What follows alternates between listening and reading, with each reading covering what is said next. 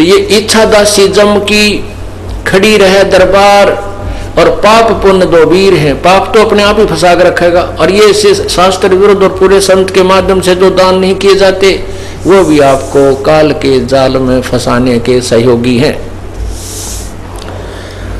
तो ये बताना चाहते हैं परमात्मा, देखा देखी गुरु शिष्य बन गए, किया ना तत्व विचारा, गुरु शिष्य दोनों के सिर पर यू काल ठोके पंजारा। है उन गुरु झूठे गुरुओं पर भी जो शास्त्र विरुद्ध साधना भक्तों को बता रहे हैं, और साथ में अनुयायियों के भी कहते हैं यू काल पंजारा। एक 5 भाले होते हैं जिसमें कहते हैं इकट्ठा 5 ठोकेगा नु, ऐसा बुरी तरह। कहने का भाव ये है कि आपको बहुत ज्यादा परेशानियों का सामना करना पड़ेगा यदि आप शास्त्र अनुकूल साधना नहीं करते हो। फिर क्या बताते हैं,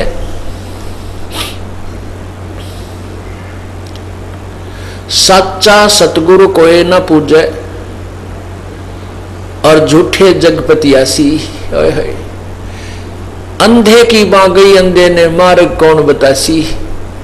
अब अंधों की लाइन से 100 की लगी हुई है, और एक दूसरे का हाथ पकड़े हुए चल रहे हैं, तो उनको दिशा का मालूम नहीं है, ऐसे ही चल रहे हैं। और सामने वाला जो सबसे आगे चलने वाला अंधा यदि चतुर है, वो कहता मुझे सब दिखाई देता है, आ जाओ तुम, आ जाओ मेरे पीछे पीछे चलते रहो, और सबके गोड्डे फूटे पड़े हैं, भाई कहाँ ले जा रहा पता नहीं, पर वो उसको आंखों वाला मान रहे हैं। इसी प्रकार जो गुरु लोग हैं जिनको तत्व ज्ञान नहीं है, वो भी अंधे हैं, ज्ञानहीन है, उनके ज्ञान वाली आंखें नहीं है, और साथ में उनके अनुयायी भी उसी की हाथ पकड़ के एक दूसरे के पीछे पीछे चल रहे हैं। तो यहाँ बताते हैं कि सच्चा सतगुरु कोई ना पूजे, झूठों जगपतियासी, और अंधे की बां गई अंधे ने, मार्ग कौन बतासी।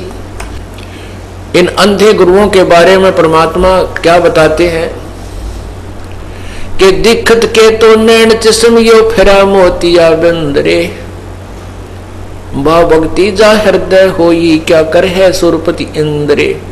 अब वो संत आपको आंखों वाले दिखाई देते हैं, विद्वान नजर आते हैं, लेकिन उनका मोतिया बंद है, वो उनको भी कुछ नहीं दिखता, आंखें स्वस्थ नजर आती हैं पर दिखाई कुछ नहीं देता। ये विद्वान और गुरु संत हमें नजर आते हैं, लेकिन ये संत और गुरु नहीं है, इनको शास्त्र का ज्ञान नहीं है, इसलिए ये अंधे बताए हैं। सच्चा सतगुरु कोई न पूजे, झूठे जगपतियासी, अंधे की बां गई अंधे ने, फिर मार्ग कौन बतासी। फिर परमात्मा बताते हैं कि सार शब्द सरजीवन बूटी, जो यथार्थ नाम आपको दिया जाएगा, सतनाम और फिर सार नाम, कहते हैं वो सार शब्द सरजीवन बूटी, भाई घस घस अंग लगावे, अर्थात उसका पूरी श्रद्धा के साथ उसका भजन करे, सिमरन करे, और कहे कबीर तुम सत्कर मानो, यो जन्म मरण मिट जावे, अर्थात वो जन्म मृत्यु का रोग समाप्त हो जाए, पूर्ण परमात्मा की प्राप्त कर जाएंगे। अब क्या बताते हैं उन शास्त्र साधना करने वालों के विषय में, अंतर लागी है जीनी के माया मूल किसी नी, सूचित करें आसन योग, सत नाम बिना सब रोग, सत नाम बिना सब रोग। अलोनिया खात है नीलोन, दीजे पीठ पर तिस गौण, जरने बैठते हैं मूड जिम पंचग्रा समरूड, एक गुफाधारी सिद्ध सो तो पड़े काल के फंद, कुटीचर मांगते हैं चून, जन्म न बीज बोया भून। क्या कहते हैं परमात्मा,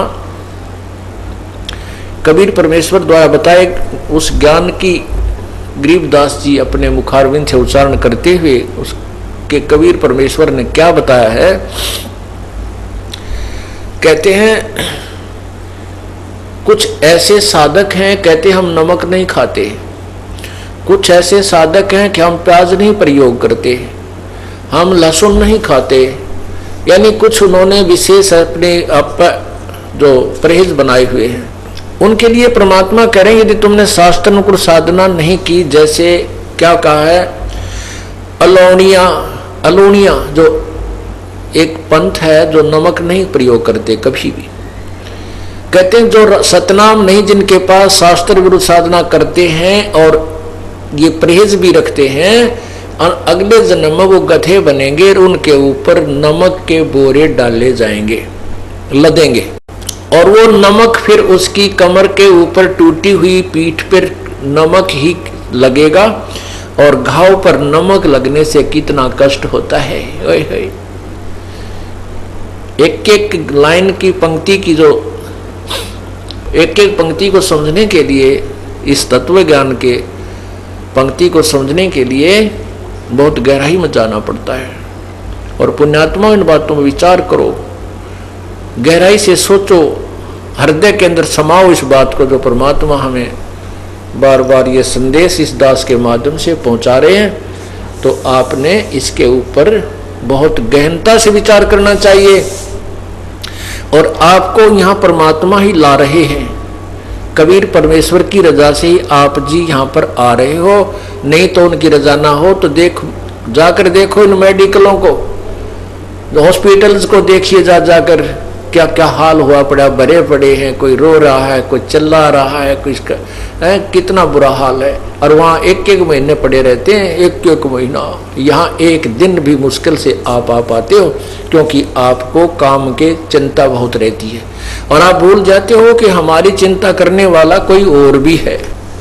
तो पुण्यात्मा जो सत्संग में आएंगे तो उनके वो समय बच जाएगा जो हॉस्पिटलों में जाकर पड़ा रहना छिड़ना था। और ये कृपा आपके ऊपर प्रभु की है कि आप यहाँ पर आ रहे हो। उसकी रजा के बिना आप यहाँ आ भी नहीं सकते। उसकी रजा कब होगी? जब आपकी सच्ची श्रद्धा से उससे प्रार्थना करोगे, रोगे उसके आगे, प्रभु हमें भी कुछ समय दो, हम आपकी महिमा सुनने के लिए सच्चे दरबार में पहुंच सकें। जब हृदय से मांगोगे तो वो रास्ता भी वही निकालेगा आपके। आप ऊपरले मन से कहते रहोगे तो नहीं आ पाओगे, कोई ना कोई आंट अडांस बनी रहेगी। और आंट अडांस भगवान बिना ठीक नहीं हो सकती, ये तो अंडरस्टूड है। क्योंकि जब राजाओं के भी आंट अडांस बनती है, उनके भी कोई कार्य रुक जाते हैं, तो वो भी संत भगवान की तरफ चलते हैं, संतों को ढूंढते हैं कि हमारा ये कार्य सिद्ध हो। तो इसलिए हम क्यों ना पहले ही उस हॉस्पिटल में पहुंच जाएं, उस परमात्मा के दरबार में पहुंचे जहां से हमारे सब कार्य आंट अडांस ठीक हो जाए। तो यहाँ क्या बताते हैं, झरने बैठते हैं मूड जिम पंचग्रासम रूड। कई पानी कमा बैठ जाते हैं, ऊपर से मटका, एक मटका भर के पानी का उसके अंदर सुराख कर देते हैं कई, और फिर उसके अंदर मटके डालते रहते हैं 2-3 घंटे तक। वो ऐसे रिहर्सल करता है। कुछ वैसे जाकर के जल में खड़े होकर के, जहाँ से झरने ऊपर से गिर रहे हैं वहाँ खड़े होकर सर्दियों के समय में वो बर्फ जैसे पानी में खड़े होकर के भक्ति करके दिखाते हैं। तो आम व्यक्ति ये सोचता है कि ये है वही भगत, ये है सही संत, इतनी सर्दी में और ऐसे ठंडे पानी में 2-3 घंटे से खड़ा है, ओहो। तो उसके लिए बताते हैं, झरने बैठते हैं मूड, वो मूर्ख हैं जो इस तरह की साधना करते हैं। और जिम में पंचग्रासम रूढ़, कुछ एक ऐसे हैं कि हमने तो बस 5 ग्रास ही खाने हैं, उसमें कितना ही खाया जाए उससे अधिक हम आहार नहीं करते। तो परमात्मा कहते हैं सतनाम नहीं है तो ये भी तुम्हारी बनावटी बातें हैं, इससे कोई लाभ नहीं है। एक है गुफाधारी सिद्ध, सो तो पड़े काल के फंद। एक गुफाओं में बैठे हैं और उनको सिद्ध मानते हैं, सिद्धि तो आ जाती है। सिद्धि तो ये हमें चाहिए ही नहीं। ये सिद्धि इस भक्ति मोक्ष मार्ग में सबसे बड़ी बाधक है। क्योंकि जैसे वेदों के किसी भी मंत्र के बार बार जाप करने से, उससे अनुष्ठान करने से उसमें सिद्धियां आ जाती हैं, और उन सिद्धियों के आधार से वो किसी की हानि किसी को लाभ दे सकता है। जैसे मैंने कमाई कर ली, मैंने मजदूरी की और 2-4 हज़ार रुपये इकट्ठे कर लिए, तो मेरे पास कोई आता, किसी ने 100 रुपये दे दूं, किसी को 200 दे दूं, तो वो मेरी वाह वाह करेंगे, गुणगान करेंगे, और मैं मजदूरी आगे कर नहीं रहा हूं और बैठा हूं। तो फिर क्या होगा कि मैं भी कंगाल, और फिर वो मेरे से ले गए थे वो भी आगे उनको कुछ नहीं मिलने का। तो यहाँ फिर वो महिमा के पात्र बन जाते हैं, सिद्धि प्राप्त प्राणी अपने वचन से किसी की हानि किसी की लाभ एक्स्ट्रा कर देते हैं, अपनी कमाई को बांट देते हैं और स्वयं वो कंगाल हो जाते हैं। तो उनके लिए कहते हैं फिर वो पशु बन जाते हैं, गधे बनते हैं।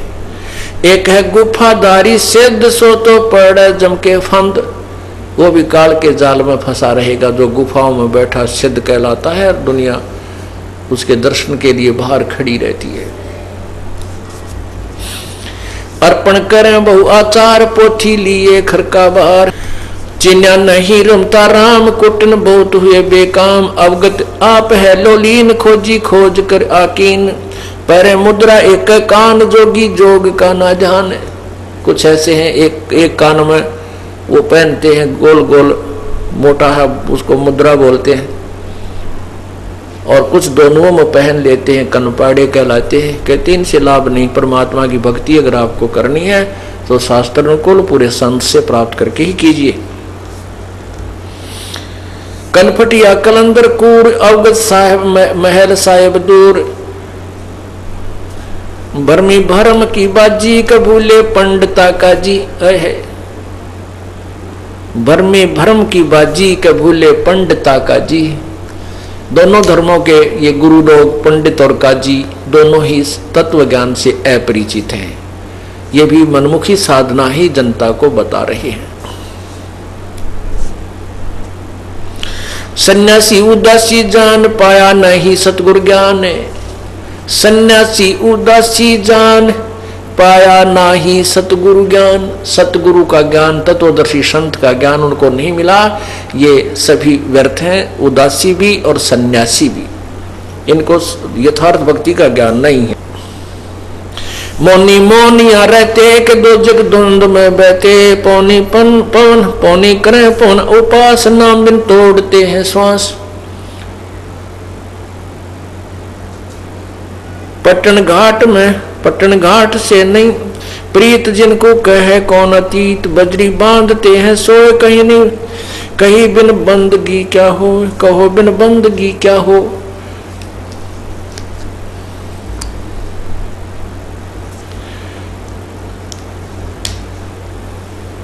बंधे पवन का गुटका के धूम्रपान क्यों लटका। ये धूम्रपान करते हैं, चिलम पीते हैं साधु, कभी उनमें चरस भर लेते हैं और मारे दम। कहते हैं ये तो बनावटी बातें हैं, आप अपना कर्म बिगाड़ रहे हो। भक्ति करो, परमात्मा की शास्त्र अनुकूल कीजिए, पूरे संत से भक्ति प्राप्त कीजिए, जब तुम्हारा कल्याण होगा। एक तो नग्न है नागा जिन्होंने सूझता आगा। एक कति नग्न फिर है नागा और उनको भविष्य का ज्ञान नहीं है कि जो साधना तुम कर रहे हो इससे लाभ क्या होगा।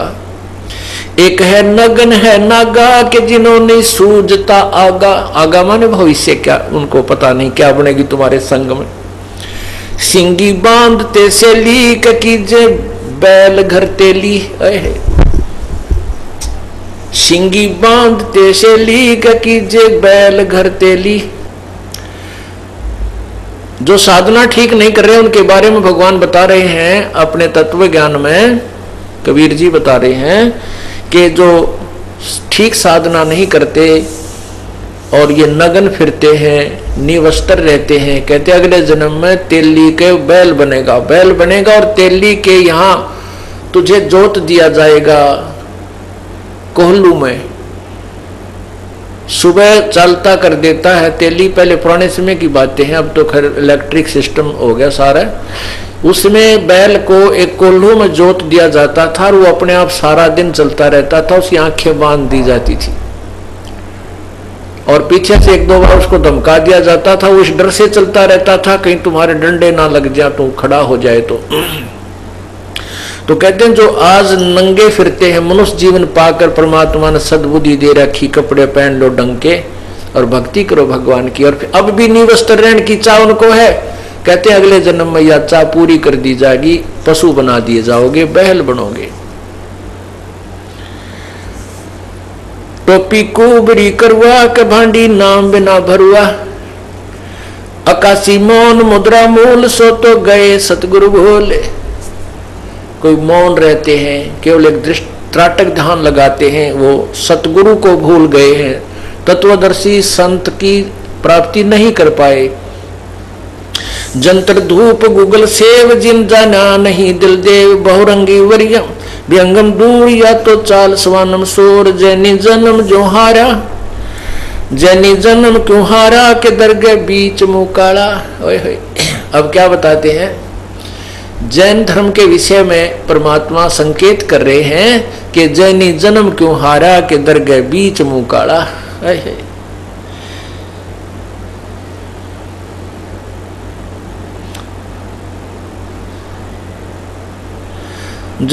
जलाला पर आजम के जाल, या तो भिन्न दो जग चाल, दिगंबर डोंगरी चढ़ जाई, बहुजल बहुर गोते खाई, मनसा मोल मा है माही के माया लागे गल माही, मदारी मदन का सिका के नाम बिन सब खा, सतनाम बिन सब खात है धक्का।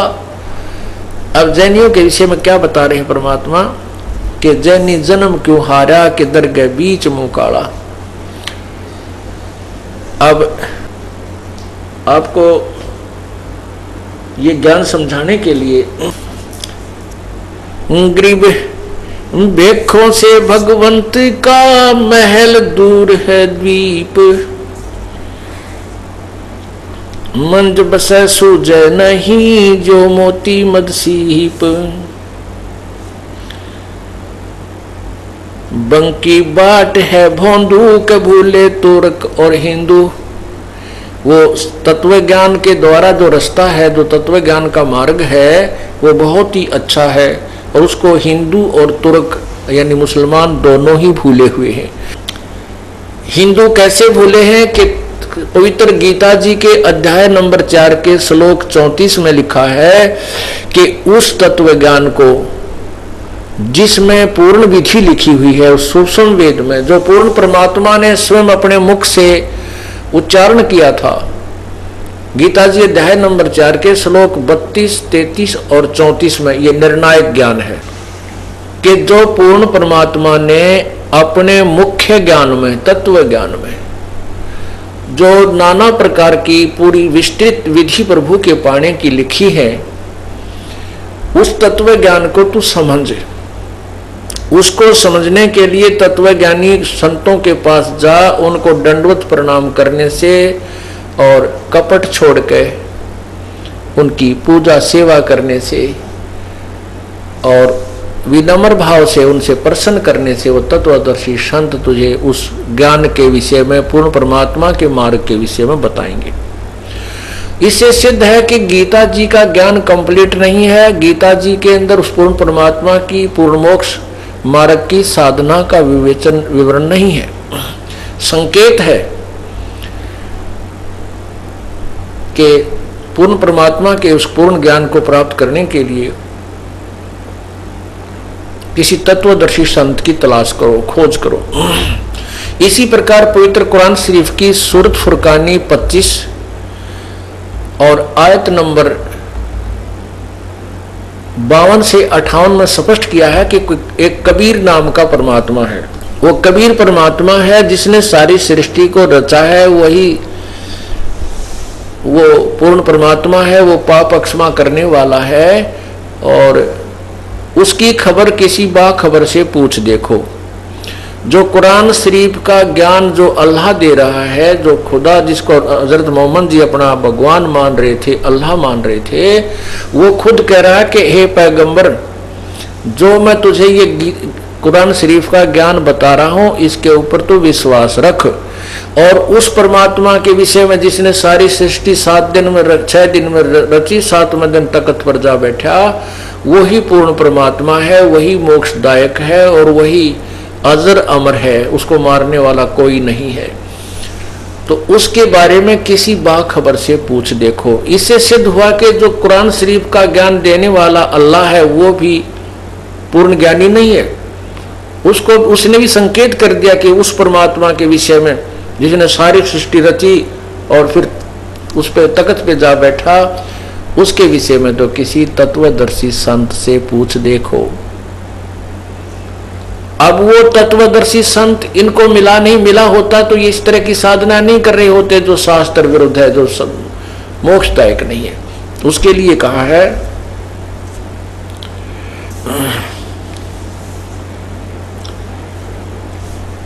बंकी बाट है भोंदू के भूले तुर्क और हिंदू। तुर्क मुसलमान, हिंदू ये दोनों भूल गए। हदीरे पूजते हैं घोर, ये सब गए गारत गौर। जो ये मुर्दों के स्थानों को पूजते हैं, जो संत मर गया, शरीर छोड़ गया, उसके स्थान पर कोई समाधि आदि बना ली या उसको समाधि कह देते हैं, और मुसलमान उसे घोर कहते हैं, घोर। तो उसको उनको पूजने जाने वाले कहते हैं वो सब गारत गौर हो जाएंगे, उनको मोक्ष प्राप्त नहीं होता।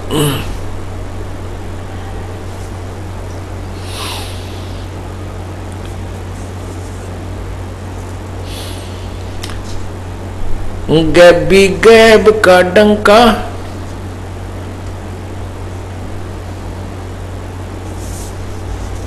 खाबी ख्याल है बंदे के अंदर समझ ले अंधे। अगमी अगम है रासा, त्रिगुण दूर कर पासा। पंथों से पुरातम रहा, अनगरी नहीं पावे था। भूले हैं बिटम भी बाट, ओगड पंथ बाका घाट। अवगत सरे को सैलान हंसा, धर है कोई ध्यान। गैबी गैब का डंका, मकरी मन बीच है मक्का। काबे की लखाऊं रा, मस्तक है मसीत अल्लाह। कहते हैं जिस अल्लाह को तुम उस मक्का में ढूंढने जाते हो, वो मक्का आपके मस्तिष्क में यानी सहस्रार कमल के अंदर है। वहां पर ये काल भगवान ज्योति निरंजन है, जिसको हिंदू अव्यक्त निराकार कहते हैं, मुसलमान जिसे बेचून कहते हैं। उसके लिए बताया है कि तुम्हें उस वास्तविक मक्का, वास्तविक मक्के का रास्ता बताते हैं, वो कहाँ है। और काबा दिखाऊं, बताऊं तुझे कहाँ है, शरीर के अंदर ही है। काबे की लखाऊं राह, मस्तक है मस्जिद अल्लाह। और जिसको तुम मस्जिद में ढूंढने जाते हो, उस काबा वाली मस्जिद यानी उस मस्जिद में ढूंढने जाते हो, वो आपके मस्तिष्क में यानी यहाँ पीछे मस्तिष्क के सामने यहाँ सहस्रार कमल बना हुआ है, वहां पर है वो वास्तविक अल्लाह। ज्योतिष को तुम अल्लाह मानते हो, ये ज्योति निरंजन।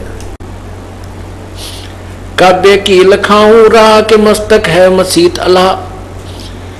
कुफरी छोड़ दे कुफरम, सरे का हो चलो नफरम।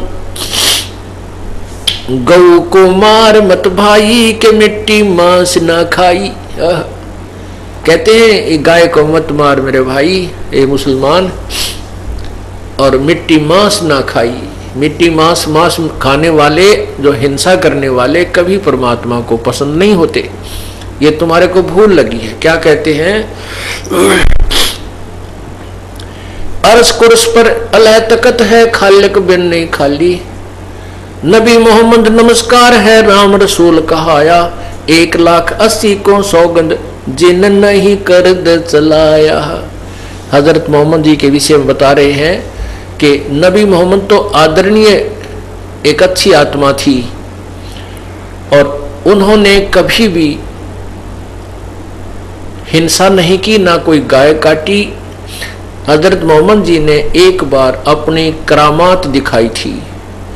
एक गाय को वचन से मारा था, शब्द से, और वचन से ही जीवित कर दिया था। उन्होंने मांस नहीं खाया, वो गौ माता को जीवित कर दिया था। अब आप लोग उनकी अब नकल करते हो।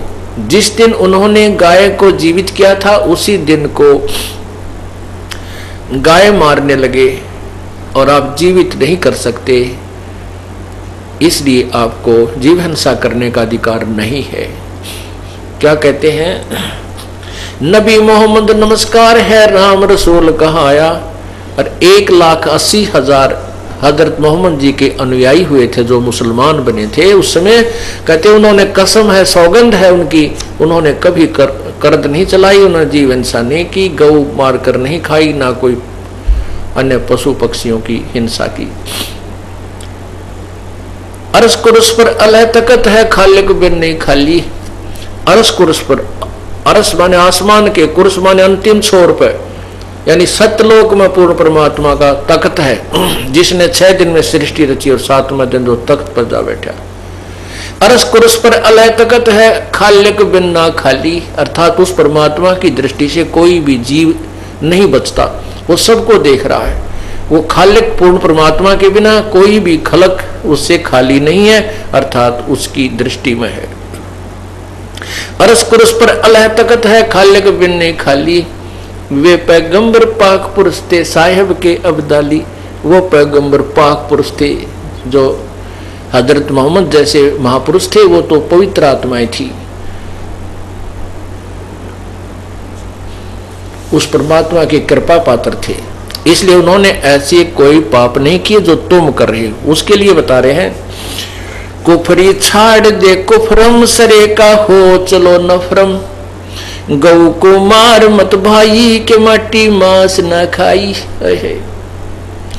बकरे की सरह बकरी है सरे की रूह, सो तो मार डारी हो, मुर्गी अंड ना फोड़ो के चश्मे सरे को जोड़ो। सरे में होत है हिसाब, मुर्गी दूर कर कबाब, हिलवानम हनोज न मार, जो तुझे चाहिए दीदार। दिल को साफ कर हक्का, लगे नी गैब का धक्का। दिल को साफ कर हक्का, यानी सच्चे ढंग से, हक माने सच्चे ढंग से, सच्चे तरीके से अपने दिल को साफ कर, कहीं परमात्मा की तेरे ऊपर मार ना पड़ जा। दिल को साफ कर हक्का, के लगे ना गैब का धक्का। धक्का माने भगवान की मार ना आ जा, कभी गुप्त तो ऐसे कुकर्म कर रहा है। मनी को पीस ले महीन, सतगुरु का करो आकीन। पूर्ण परमात्मा का यानी जो ज्ञान रखता है वो सतगुरु यानी बाखबर तत्वदर्शी संत का यकीन करो, वो जो बता रहा है उसको सत्य मानो। मगज में बंग ना दी, गुमज में बंग ना दी जय, एता शोर क्यों की जय। चिट्टी बाजे पायल पैर, साहेब सुनता है सब लहर, कदेबा कुर्स की पढ़िए के अरसी अरस को चढ़िए। गोमज में बंग ना दी जय, एता शोर क्यों की जय। चिट्टी बाजे पायर पैर, थोड़ा मंदा करी को, चिट्टी बाजे पायल पैर, और साहेब सुनता है सब लहर। यदि चिट्टी यानी कीड़ी का कोई पायल बना दी जाए, आप विचार कीजिए कि चिट्टी की पायल कितनी होगी। उस चिट्टी के पैर भी अच्छी तरह हमें नजर नहीं आते, इतने बारीक होते हैं, और उसकी पायल बना दी जा तो घुंघरू कितने बड़े होंगे उसके। और यदि उसका भी आवाज होती है, चिट्टी के पैर की पायल बना दी जा, अर्थात वो नॉइसलेस होती है, उसका शोर हो ही नहीं सकता। यदि उसके भी वो आवाज को परमात्मा सुनता है, तुम इतनी आवाज लगा लगा कर परमात्मा को लोग दिखावा करते हो, दुनिया को सुनाते हो, क्या वो भगवान बहरा नहीं है? वो सब सुनता है, उस चींटी के पैर की पायल की खुड़का आवाज को, धुन को भी, शोर को भी सुन सकता हो भगवान। इसलिए आपके हृदय में जो सोच है, जैसे आप अंदर से भी को विचार करते हो भगवान के या अच्छे बुरे, उनका भी उनके पास अकाउंट होता है। गोमज में बंग ना दीजे के एता शोर क्यों कीजे। चिट्टी बजे पायल पैर, साहेब सुनता है सब लहर। कतेबा कुर्स की पढ़िए कि अरसी अरस को चढ़िए। उस सतलोक में जाने वाली वो कतेब, वो ज्ञान, वो तत्वदर्शी संत से वो ज्ञान प्राप्त कीजिए और फिर सतलोक की तरफ अपना ध्यान कीजिए। शब्द तो मान ले मेरा के अब सब छाड़ दे तोरा। हकीकत समझ ले खूनी के इनमें रूह कौन सुनी। हकीकत समझ ले खूनी के इनमें कोई रूह नहीं सुनी। भगवान के बिना ये ना समझ के इसको जो तू बकरे, मुर्गी, गाय, भेड़ आदि मारते हो, इनमें भी ये भी भगवान की आत्मा है, ये सुनी नहीं है, अर्थात इनका भी वारिस परमात्मा है। और जैसे बाप के से बड़े बेटे ने मार दे, और चाहे छोटे को, एक सा दुख होता है। गरीब दहो दीन सट दर्शनम, इनका कहा बयान, एक पत्थर पानी बंधे एक गुमद मसीत पिछाण। अली मेहेत कर हंसा के चिन्नो जात कुल वंसा, दीना गर्भ में डेरा संगाती कौन था तेरा। उस बात को याद करो कि माँ के गर्भ में तेरा कौन साथी था। वह अकेले ही दुख उठा रहे थे और जब यहाँ संसार छोड़कर जाओगे तो भी तुम अकेले ही जाओगे। तो वहां कौन साथी था और आगे आपका कौन मित्र होगा? वो कबीर परमात्मा, वो पूर्ण ब्रह्म, वो भगवान ही आपका साथी होगा। और क्यों ना हम उसी से मित्रता गहन करें, गहरी मित्रता कर लें ताकि वो आगे खड़ा पावे जब ये संसार छोड़कर जाएंगे। दीना गर्भ में डेरा के संगाती कौन था तेरा, घोरारंभ धुंधुकार वहां तो नहीं था परिवार। जुगत न जोग जात न पात, एक का एक संग ना साथ। रहता निराधारम ध्यान, रहता निराधारम धीर, वहां तो दिया चोसा खीर। माँ के पेट में भी तुझे दूध पिलाया उस परमात्मा ने, यानी अमृत पिलाया अंदर से। जठरा अग्नि में लिया राख, अंतर नाम दीना साख। बाचा बंद हो आया, धनी का नाम बिसराया। कहते माँ के गर्भ में तो तू, माँ के गर्भ में तो अपने वचनबद्ध होकर के बाहर आया था, भगवान मुझे बाहर निकाल दे इस नरक से, तेरी भक्ति किया करूंगा। बाचा बंद हो आया कि धनी का नाम बिसराया। अंदर तो वाचा बंद, यानी तूने कसम खाई थी, सौगंध खाई थी, भगवान तेरे वचनबद्ध होता हूं, आपकी भक्ति किया करूंगा, इसी से हमारा छुटकारा होता है। और अब उस परमात्मा के नाम को भूल गया।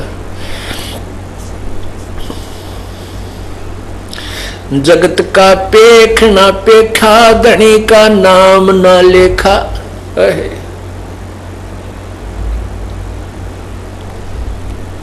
अब तो हम कहते हैं भगवान को, उस परम पिता को बोल करके हम एक दूसरे को इस अपनी जो है ना, एक दूसरे को ये क्रेडिट देते हैं, उसी की महिमा गाते हैं कि इसने ऐसा कर दिया, इसने इसको पाल दिया, इसने ऐसा किया, पढ़ा दिया, लिखा दिया। ठीक है, परमात्मा ही सारी व्यवस्था करवाता है और जिसको जो ड्यूटी प्रभु ने दे रखी है वो माता पिता भाई बहन सभी अपनी ड्यूटी कर रहे, लेकिन आप परमात्मा को भूल गए। हम या तुम एक दूसरे को, जब माँ के पेट में थे आप, किसने आपको पालन किया? 9 महीने किसने आपको, आपके शरीर को संभाला? वहां भी व्यवस्था प्रभु ने की। माँ की नाभि से आपकी नाभि को जोड़ दिया और वहीं से आहार दे करके आपके शरीर को पूरा किया। बाहर आया तो माँ के स्तन में दूध भेज दिया। बच्चा होने से पहले माँ के स्तन में दूध नहीं, और माँ बच्चा बाहर आते ही भगवान ने कैसा सिस्टम बनाया है, और तुरंत ही दूध आना शुरू हो जाता है और बच्चा दूध पीवे और जूठा छोड़े। इतनी व्यवस्था कर रखी है। इस प्रकार क्या बताते हैं कि जगत का पेख ना पेखा, धनी का नाम ना लेखा। जिस परमात्मा ने शरीर बनाया, जिस परमात्मा ने तुझे जन्म दिया और जिस भगवान ने तेरे संस्कार वश सब व्यवस्था आगे से आगे की, उसको तुम तो भूल गया। अब तो एक दूसरे को अपने ही एक दूसरे को महिमावान बनाने लगे हो, परमात्मा भूल गए हो। कहने का भाव यह है कि परमात्मा को सर्वोपरि रखना चाहिए। धनी का बाँच ले फरमान, जैसे पड़े काम निदान। उस भगवान को याद कर ले जिससे तुझे फिर काम पड़ेगा। यहाँ से जब संसार छोड़कर चलेगा तू अकेला होगा। उसके विषय हम बताते हैं कि हिड़की दे दे रोएगी सुरता जब तू चल लेगी अकेली। आत्मा को कह रहे हैं पछाड़ खा खा रोएगी जब सारे परिवार ने छोड़ गए, तू यहाँ से अकेली चलेगी, तेरा कोई साथी नहीं होगा। तो उस समय तेरा साथी परमात्मा होगा यदि तूने पहले उससे मित्रता कर रखी है, अर्थात उसका नाम लेकर के सच्चे हृदय से उसका जाप किया हुआ है।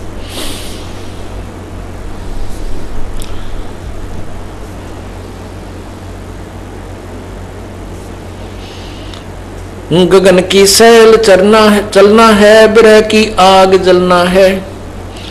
वह एक अनुपम लोक, वह पावे हंसा निश्चय मोख।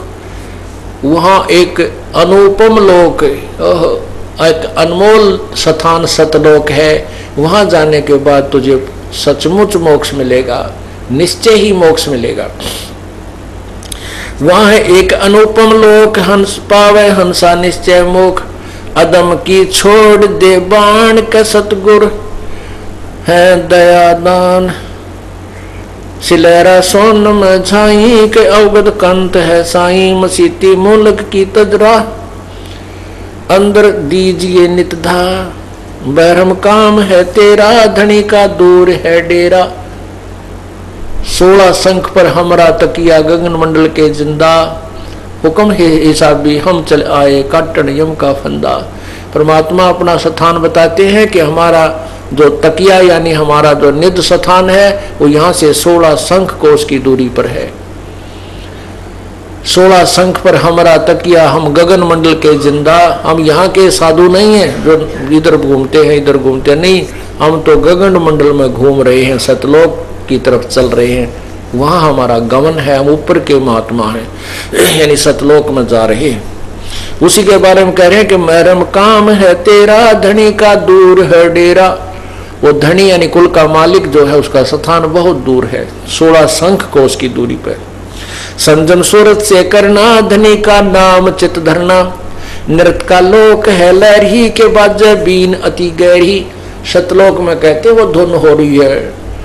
अब ये जो नकली पंथों वाले बताते हैं कि यहाँ धुन सुनती है, कोई यहाँ बताता है, कोई यहाँ बताता है, कोई यहाँ बताता है, कोई यहाँ बताता है, कोई कान बंद करके कहते हैं वो धुन जो हो रही है वो तो इस पिंड से बाहर है। अंड और पिंड की एक व्यवस्था है। एक अंड का की जो व्यवस्था इस पिंड में है, शरीर में। जैसे टेलीविजन होते हैं तो इस संसार के जितने भी जो कार्यक्रम हैं टेलीविजनों के ऊपर चैनलों में आते हैं, लेकिन ऊपर के लोगों का इस चैनल से कोई संपर्क नहीं है यहाँ के चैनलों से। इसी प्रकार जो ये एक पिंड है, एक शरीर है, इसमें ये टीवी है और इस ब्रह्मांड के जितने भी जो कार्यक्रम जहां से भी रिले हो रहे हैं वो सब इस पिंड में चल रहे हैं। यदि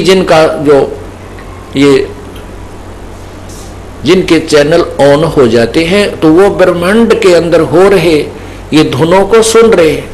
उसके विषय में बताते हैं, कोई है रे परले पार का जो भेद कहे झनकार का। कोई है रे परले पार का जो भेद कहे झनकार का, यानी पिंड और अंड के पार सो देश हमारा है। उस पिंड और अंड के पार यानी सतलोक की कोई वो धुन सुनाने वाला बताओ, मेरे सामने आओ।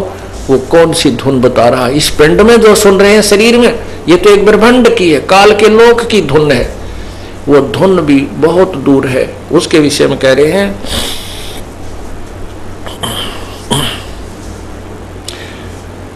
नृत्य का लोक है लहरी के बाजे बीन अति गहरी। विहंगम राग रंग बाजी के सुरत और नृत्य धुन साजी। मदीना कीजिएगा क्या मन मक्के धरो ने पा। कहते मदीना जाने की बजाय इस मन रूपी मक्के ने ठीक करो, इसको सो दो, इसमें भगवान मन को साफ करो। सुन अरस की बंगा के मोला क्यों करत है दंगा। उस आकाश की वो बंग सुन, ऊपर जो आवाज धुन आ रही है। गायत्री पढ़े गुप्तार जाका देख ले दीदार। अदर और फजल है जाके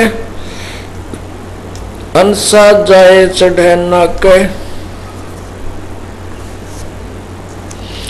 सरे की बात कहता हूँ सकल सब भेद लेता हूँ। बसीला कौन है तेरा बोर ना होत है फेरा। दम को लीन कर भाई के सुषमण द्वार चढ़ जाई।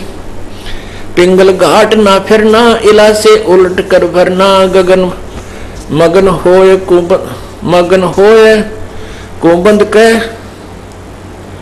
उल्टा गगन सरसांद है।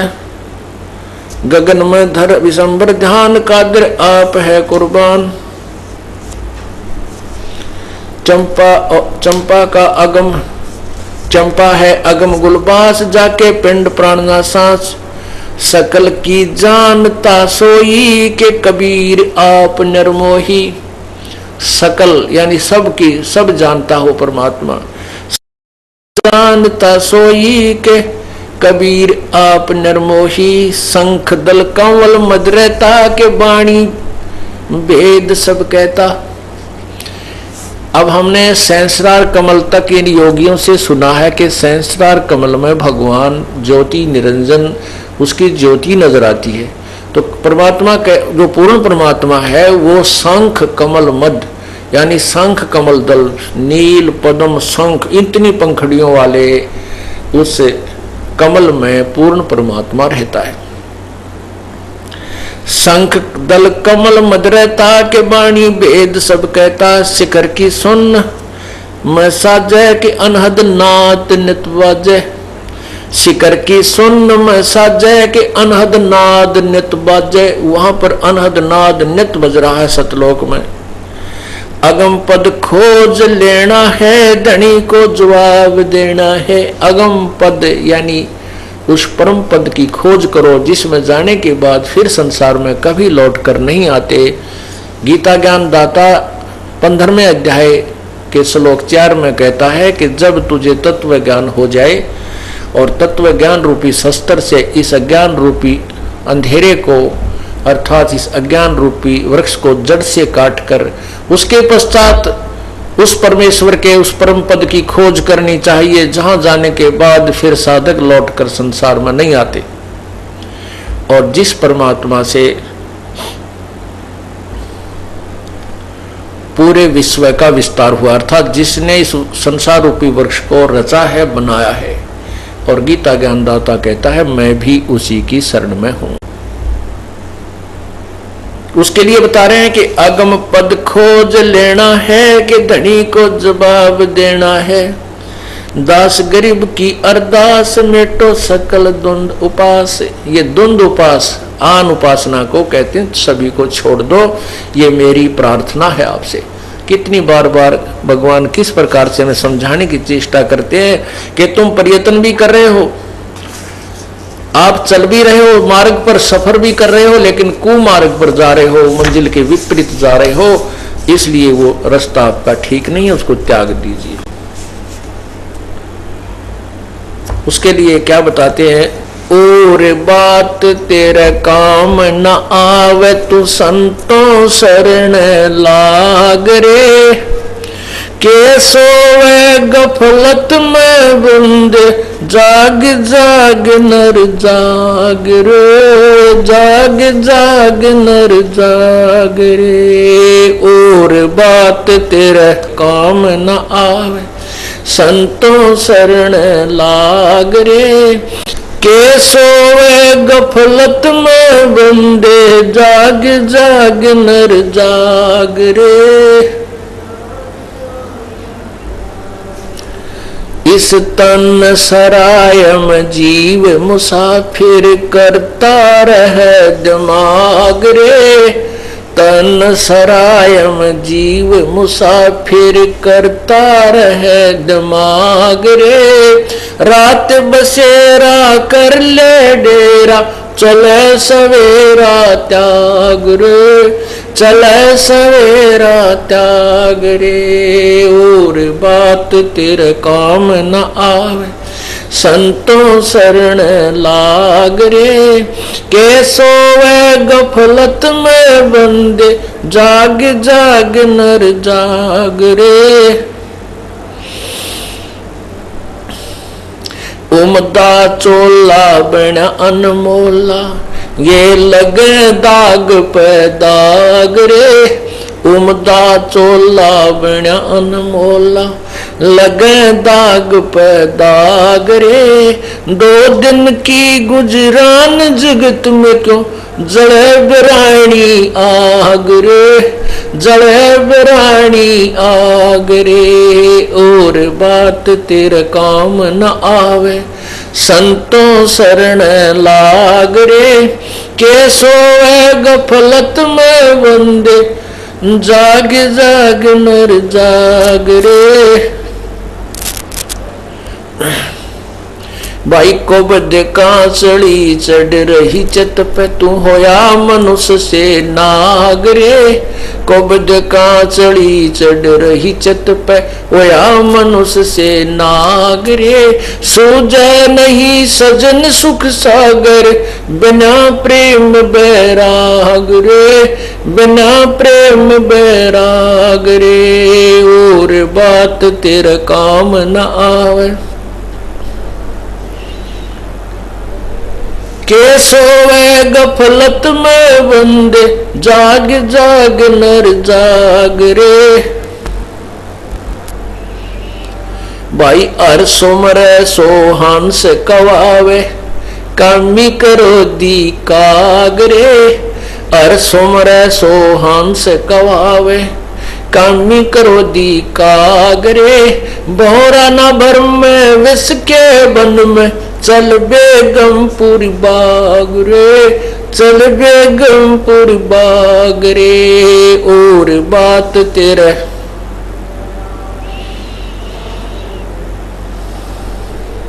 के सोवे गफलत में बंदे जाग जाग नर जाग रे।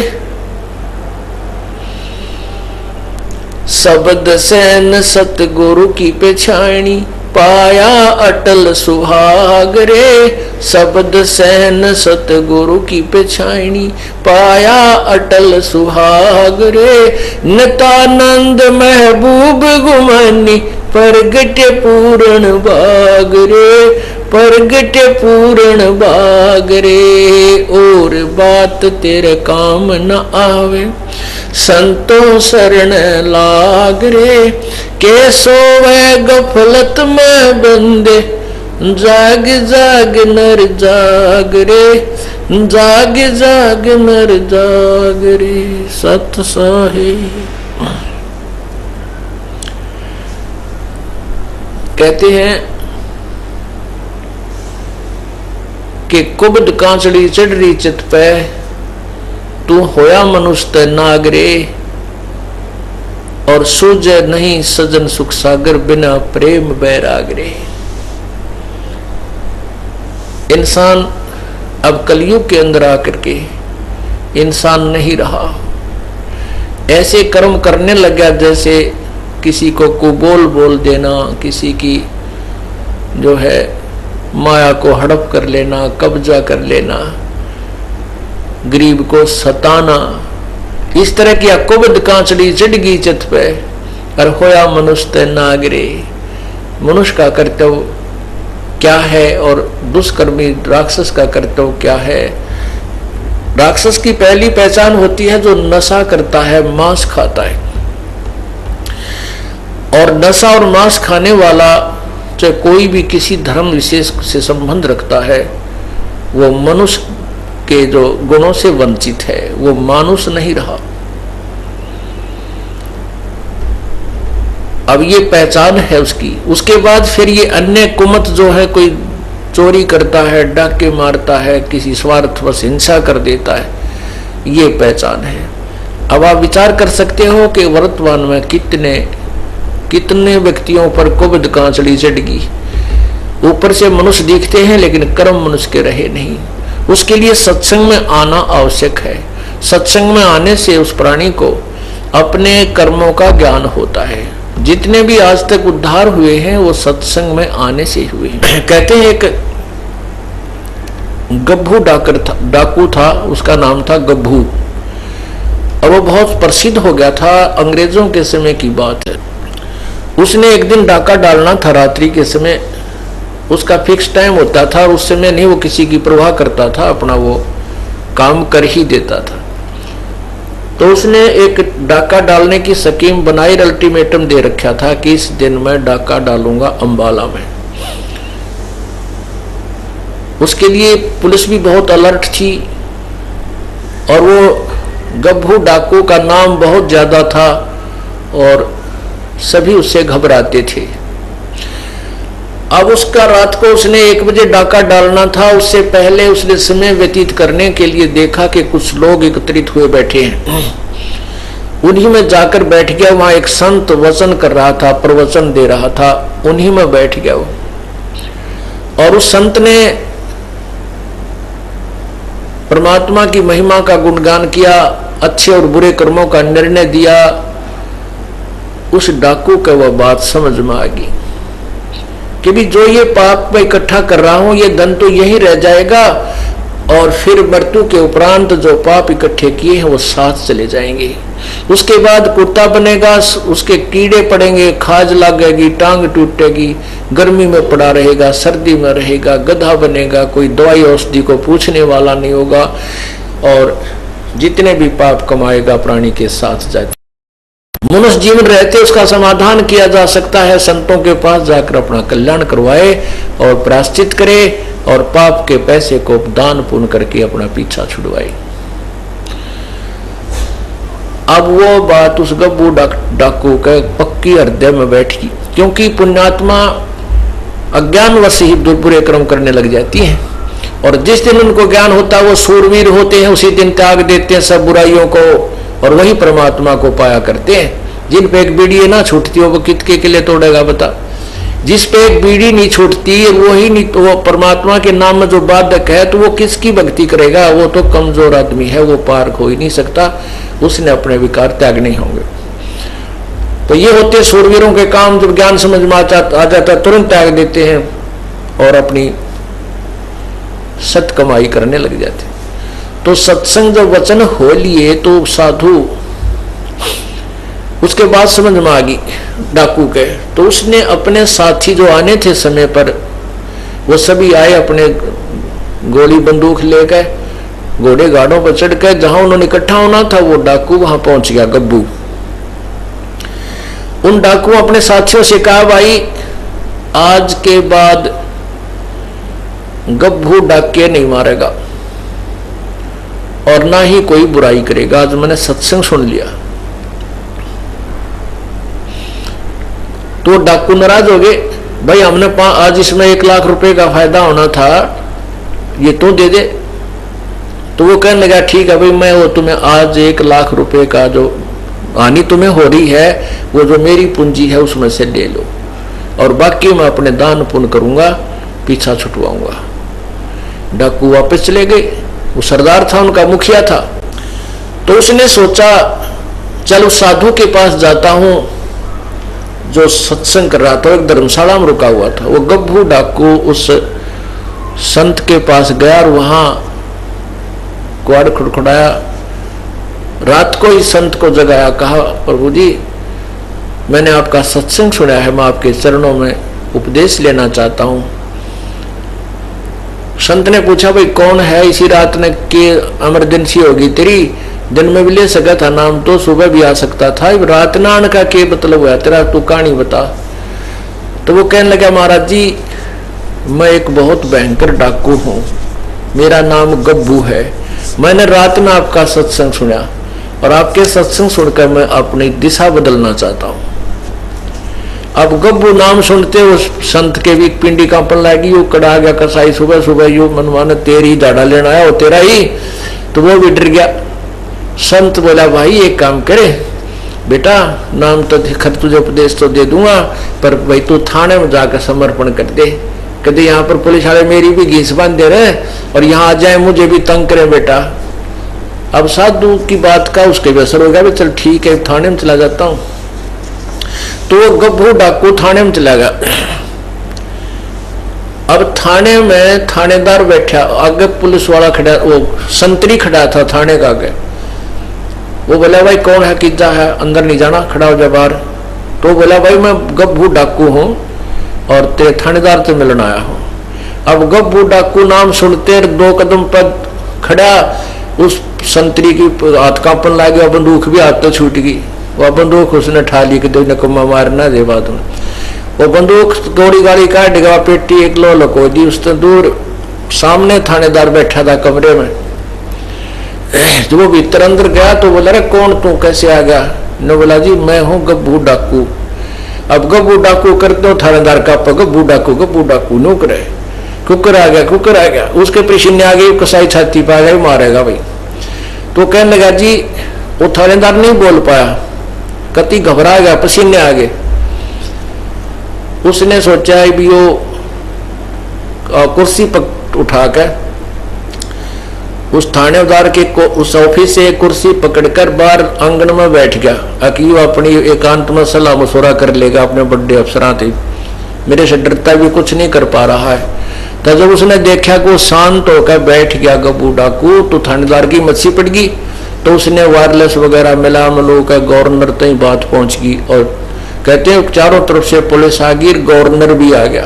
अब वो इतना बड़ा डाकू थाने में आया बैठा है और वो उसने साथ ये भी कह दिया कि भी मैं आज किसी ने मारन मुरन नहीं आया, मुझे अरेस्ट कर लो, मैं अरेस्ट होने आया हूं, अपने पापों का प्रायश्चित करने आया। तो ये सारी कहानी गवर्नर तक पहुंच गई 1 सेकंड में, मिनटों में। तो गवर्नर भी आ गया। अब सामने वो कुर्सी पर बैठा गवर्नर खड़ा है। गवर्नर पूछ रहा है भाई कैसे, क्या बात है? गब्बू दूर से खड़ा खड़ा कह रहा है तू क्या चाहता है? कहने लगा मेरी बात सुन लो, मैं क्या चाहता हूं। मैंने रात ने एक सत्संग सुन लिया एक महात्मा का, और मैं आया था डाके डालन। आज ये थारी फौज तो ना डरता मैं आया था डाका डालन। मैंने वो संत के विचार सुन लिए और मेरे हृदय में गलानी होगी अपने कुकर्मों से, और मैं उसका प्रायश्चित कराने के लिए संत के पास गया था।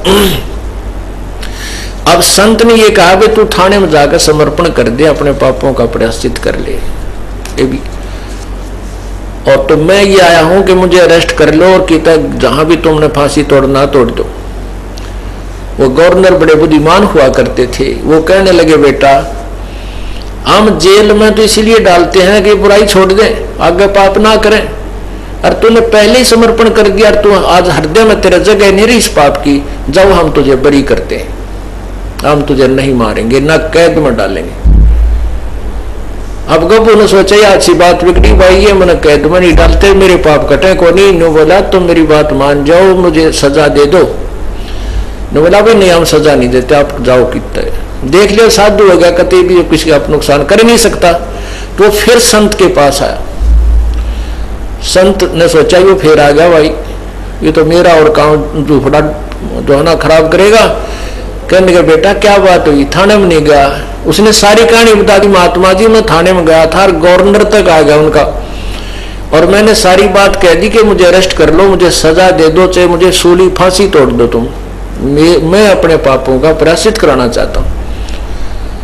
तो उन्होंने मुझे कह दिया बेटा जा तू, हम तुझे कोई सजा नहीं देंगे, तू तो सजा इसलिए देते हो सुधर जाए, और तो वो सुधर गया, अब हम क्या सजा देंगे तुझे, तो वैसे ही संत बन गया। जब वो साधु की हिम्मत छिपड़ी का अच्छा बेटा ले नाम ले लेता। तो कहने का भाव ये है पुण्यात्माओं, सत्संग में आने से पुण्यात्माओं के शीघ्र जो ना अमल हो जाता है, प्रभाव पड़ जाता है। क्या बताते हैं?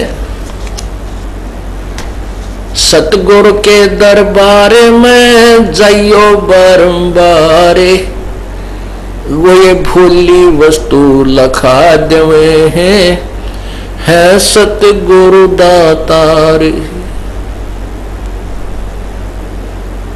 सतगुरु पशु मानुष कर डारे और सिद्धि दे के ब्रह्म विचारे, यानी अपनी ताकत शक्ति से वो उस पशु को यानी मनुष्य के कर्म नहीं करता, जो डाके मारे, बुराई करे, शराब पीवे, उनको भी उन पशु जैसे कर्म करने वालों को भी मनुष्य बना देता है और उसका कल्याण कर देता है। ऐसे सतगुरु के दरबार में कहते हैं निसंकोच और बार बार जाना चाहिए। सत साहिब।